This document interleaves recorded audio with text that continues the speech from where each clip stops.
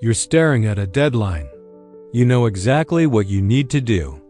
Every rational part of your mind is screaming, "Get this done."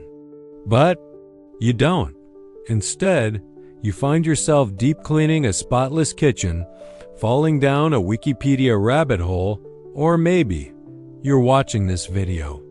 If this sounds painfully familiar, you are definitely not alone. For years, I was trapped in that exact loop. I was right there with the vast majority of students, some studies say up to 95%, who struggle with procrastination. It felt awful, like a personal failing, like I was just fundamentally lazy. I read the productivity books. I made 1,000 to-do lists, but nothing ever stuck. And the reason why is that I was fighting the completely wrong battle. I thought the enemy was my laziness, but the truth is, my brain was at war with itself. This isn't just my story. This is how you can end that war in your own head for good. So, what is actually going on here? Why is it so hard to just do the thing? For the longest time, I just beat myself up about it. I figured it had to be about willpower or discipline or just not being motivated enough. But a ton of research shows it's none of those things. Procrastination is not a character flaw. It's a biological defense mechanism. It's really a battle between two different parts of your brain. Picture two generals in your head, both trying to call the shots. First, you've got the planning brain. This is your prefrontal cortex. It's the new, shiny, evolved part of your brain that separates you from a hamster. It's your inner CEO.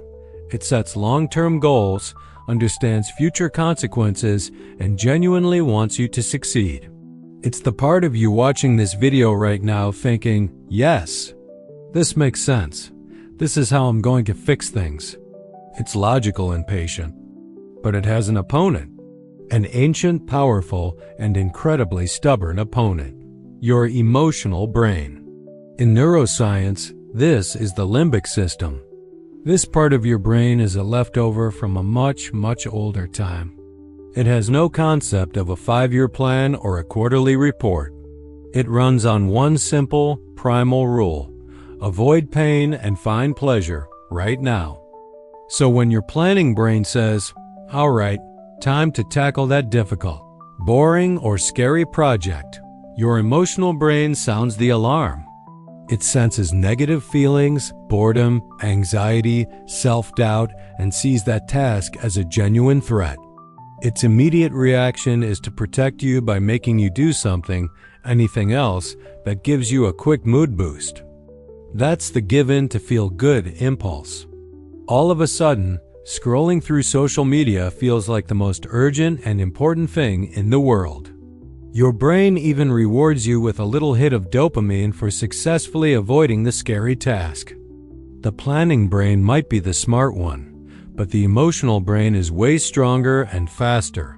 It's mostly automatic.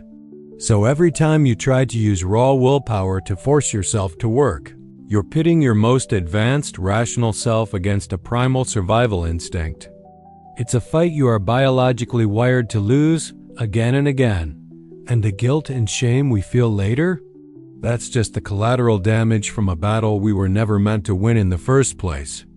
I remember hitting my rock bottom. I had a final paper worth 40% of my entire grade. I had weeks to get it done. My planning brain had a neat schedule and an outline. But day after day, my emotional brain won the battle. I tell myself lies like, I work better under pressure, or I just need to wait for inspiration to strike. In reality, that was just my emotional brain tricking my planning brain to stay in charge.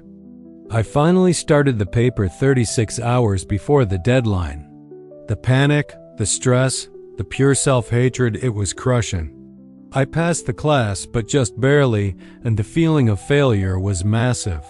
That's when I realized my whole strategy of trying to crush the lazy part of me was a total disaster. You can't declare war on a part of your own mind and expect to find any peace.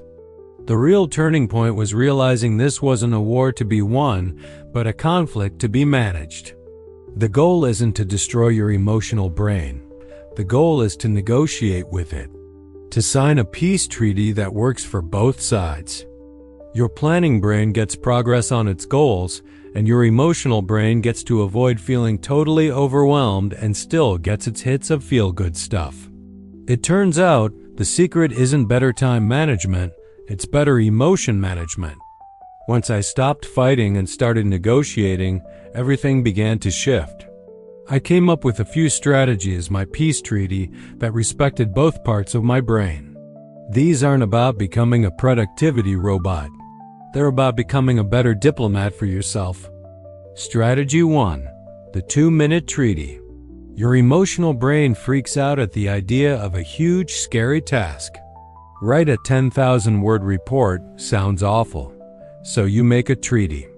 You don't promise to finish the task. You don't even promise to work for an hour. You just commit to starting for 2 minutes. Anyone can do 2 minutes. The proposal is so small that the emotional brain doesn't even bother sounding the alarm. You just tell yourself, I'm only going to open the document and write 1 sentence. Or, I'll just put on my gym shoes. But here's where the magic happens. Getting started is always the hardest part. As psychologists say, action creates motivation, not the other way around.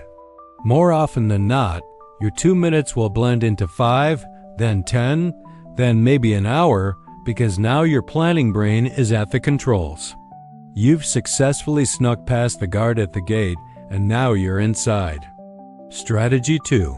Schedule the fun first. This sounds totally backward, but it's a brilliant diplomatic move. We're always told to delay gratification. Work for 2 hours, then you can watch Netflix. To your emotional brain, that reward is a million years away. It means nothing. It wants to feel good now, so flip the script. Proactively schedule your rewards. Put them in your calendar like they're critical appointments. Maybe it's 30 minutes of guilt-free video games at 2 p.m. Maybe it's a walk outside at 11 a.m. By guaranteeing a reward is coming, you're appeasing the emotional brain. You're telling it, hey, I hear you. You need a break. It's locked in, it's coming, so you can chill out for a bit. This makes it way less likely to hijack your plans because it knows a reward is already on the books. Strategy 3. The do something principle and the nothing alternative.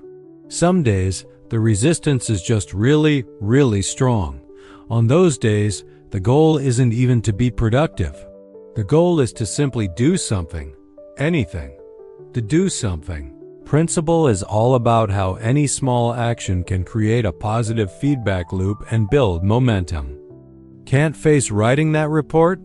Tidy your desk for 5 minutes. Still too much? Open your email and delete 3 spam messages. This is about taking one tiny step to prove to yourself that you aren't powerless. And if even that feels impossible, you bring out your ultimate diplomatic tool, the nothing alternative. You give your brain 2 choices. 1, you can work on your task. Or 2, you can sit in a chair and do absolutely nothing. No phone, no music, no staring out the window. Just you and your thoughts. At first, the emotional brain thinks, yes, nothing, I love it. But after 3 or 4 minutes of pure, uncut boredom, doing nothing becomes its own kind of pain. Suddenly, that boring report starts to look pretty interesting by comparison. You'll often choose the productive path not out of discipline, but simply as an escape from the boredom. Putting these strategies into practice wasn't an overnight fix. It was a slow process of building trust between the 2 sides of my brain. But slowly, that constant feeling of being at war with myself started to fade. The guilt that followed me around like a shadow started to lift. The frantic, panic-filled all-nighters became a thing of the past. I finished my degree with the best grades I'd ever gotten. I started this YouTube channel, a project I put off for years because it just felt too big and scary. Life after the war isn't about being perfectly productive. It's about having less stress, more peace, and the quiet confidence that you actually have the tools to manage yourself. It's understanding that procrastination isn't a moral problem, it's an emotional one. Here's the main takeaway. You are not a procrastinator. You just have a habit of procrastinating. It's a habit driven by a totally normal part of your brain that's just trying to keep you safe. You aren't lazy, you're human. So my challenge to you is this: stop trying to win the war. Become a diplomat instead. Just pick one of these strategies and try it out. That's it, just one. Maybe it's the 2-minute treaty for that one task you've been avoiding. Let me know in the comments which one you're going to try. I actually want to hear about it. You are not broken, you are not undisciplined. You just need a better game plan to negotiate peace inside your own head. Being kind to yourself is one of the most powerful things you can do.